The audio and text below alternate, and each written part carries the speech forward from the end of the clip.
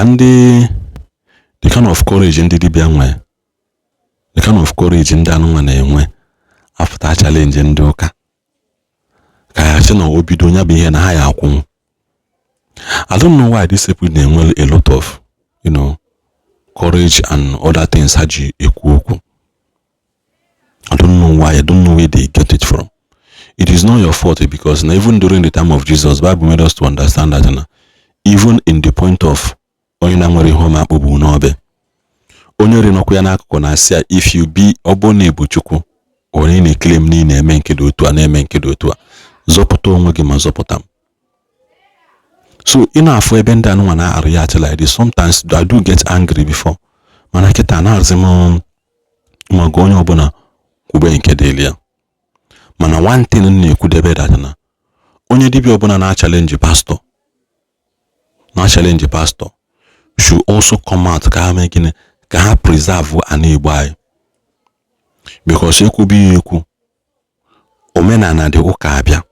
So omena na could see how you able they will occupy the territory before they know awebia. Go seeking that no more external enemy that can overthrow this territory. You don't need to do much. Can they matter be following keg? No. You don't need to do much. Anyway, some things here about I say yes. And I know Amelia. The good common David Yahweh. Nkana David Yahweh can only woda. Challenge na mazidibia. Mazidibia na challenge Ebube Muonso na million wilo. David Yahweh na challenge mazidibia na million wilo. None of them gave him attention. Potagurun onu na ashron na David Yahweh bonyoka. Go and answer him first. Mana because na uno na selective movement. Enwalondu bu your target. Ndabu your target. You people will never see them. People will never see them because they will mention all wrong when people be the ya. I don't know if people have started putting up a challenge. Njuko ozo kedu mbendo na ya habido mewe challenge. Tundioka. Kenu mba habido okuwo for vision. Kenu mba habido okube oku imago ime nke na anga. Ko webulu kwa that they prove something right. Njikwa no ni hunu na eme aka azu adigonia. Mazidibia na achọ explore Igbo culture and tradition. O webulu na Qatar ka ọ na-achụ ya. O bụrụ na India ka ọ na-achụ ya. O bụrụ na Dubai ka ọ na-achụ ya. O bụrụ na London ka ọ na-achụ ya. Unu na contribute ego onye dibia na-eje obodo Igbo na-anata. You who always remind us na pastors own private jet. But no people are not reminding us that na ndị dibia kwesị iji Basco na-aga na agbazi plane. Ndị dibia kwesị ịdị na-use Nokia 3310 na-use the iPhone 18 Pro Max. Ndị dibia kwesị iji aka na-eli nne na-use golden spoon na-eli nne na be ha. Ndị dibia kwesị ibusa ha nne na amanya aka na tray na-eli ya o n'ọkụ. Nwesi dining table na be ha, nwechazi smart television. If we are not showing us those ones, we're not interested in pastor in my private jet. Somebody like me, when you go your pastor on private jet, may bully a be here because they have done more for me than your native doctor has done. Call the one. Open challenge.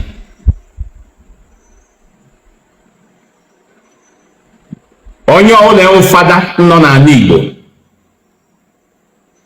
Achọ m ịma ebe dị iche nke gị ewekpọ gị fada n'ụka.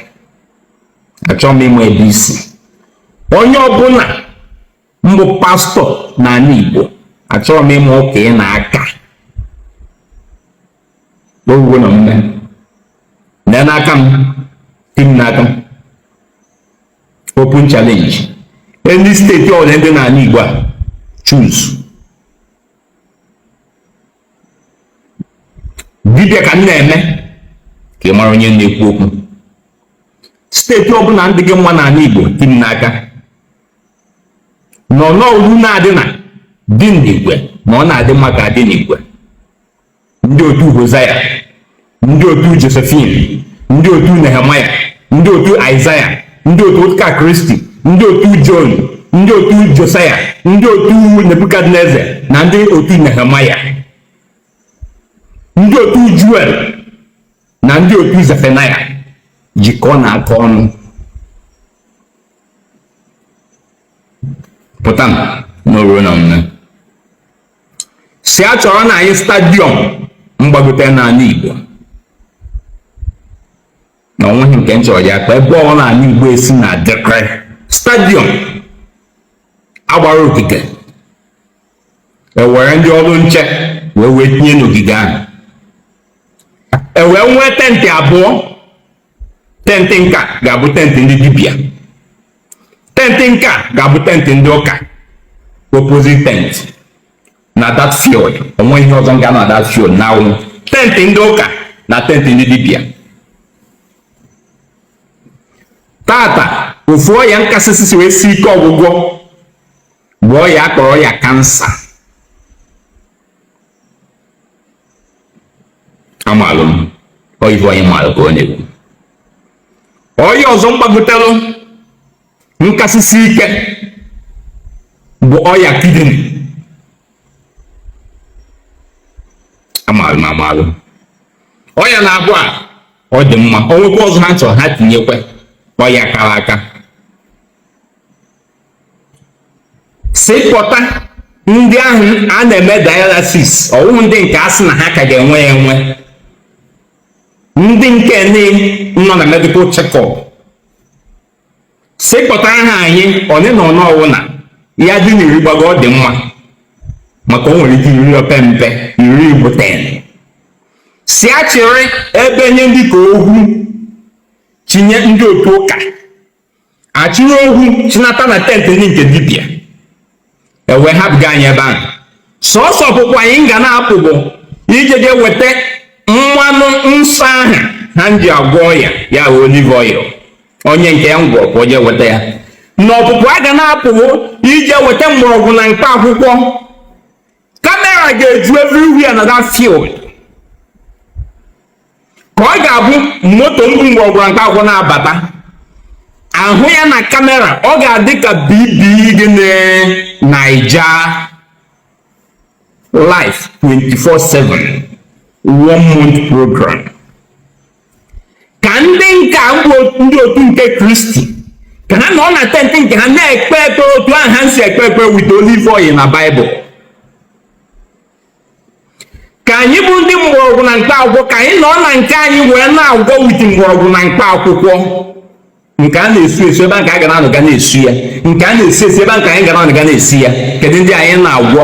Ndị na-ebu ndị nwere kidney issues na ndị na-ebu ndị nwere gịnị cancer issues. Ụmụ anyị na-ebu ndị ara ha na-elegwe ele, ọwụ nkwọ onye ma ọwụ ụmụ anyị nke ahụ njegoro biopsy, ndị nke ya na-eme kemo ara ha bụ otu a, ma ọ bụ ndị nke ahụ ara ha legoro ele n'aha mmanụ onye anyị chọrọ ụhụ na dọkịta sị a ga-ahụ ya n'anya, ahụ ya n'anya, Igbo ga-ahụ ya n'anya. Ka ha kpere ka ha si ekwe ka anyị gwa ka anyị si agwọ 1 month program. Ndị Igbo nwere ego, ndị Igbo ihe a na-eme n'ala Igbo na-adịghị mma, ị nọ na mba, ị nọ n'oru, gị wee sị na ịbụ nwa Igbo, ịbụrụ onye ụka bịa nye nkwado, ịbụrụ onye ọdịnala bịa nye nkwado 1 month program. Eti m n'aka ngwa ya mee. Steeti gọọmenti, lokal gọọmenti, unu ga-emenwuri nka. Ọ bụghị nke a ka unu ga-ahụ unu amanye sponsorship. Kedu companies nọ n'ala Igbo ndị Igbo nwe, unu ga-emenwuri nka 1 month program. Ọ bụrụ na ejebe ya bụ ije anyị okwuo, anyị bụ ndị dibịa, ọ bụrụ na anyị emegheta ha, ndị pastọ kwuo onye anyị ga-akwụ ha maka na ha menwuru ya. Ọ bụrụ na ndị pastọ emenwughị, anyị bụ ndị dibịa, anyị okwuo ihe anyị a ga-akwụ anyị maka na anyị menwuru ya. Wetekwanụ ije ndị amụma baa na ndị otu Kristi orejie. Asị m na ihe a ga-emechi ya mee tata.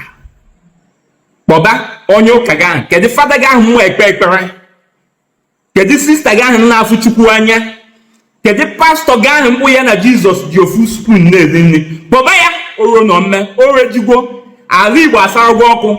ọnwa ihe ahụ unu na-ezo ezo kemgbe ọ ga-apụta ife. Asị m mkpọrọ ya gbụgbọ nkwa ọ mụ na-ekwu odogwu akịta ka anya fọrọ mmụọ orejie. Asị m ka anyị tin n'aka a na-ebi ka ebie na nke a na-ana ka anyị na nke a.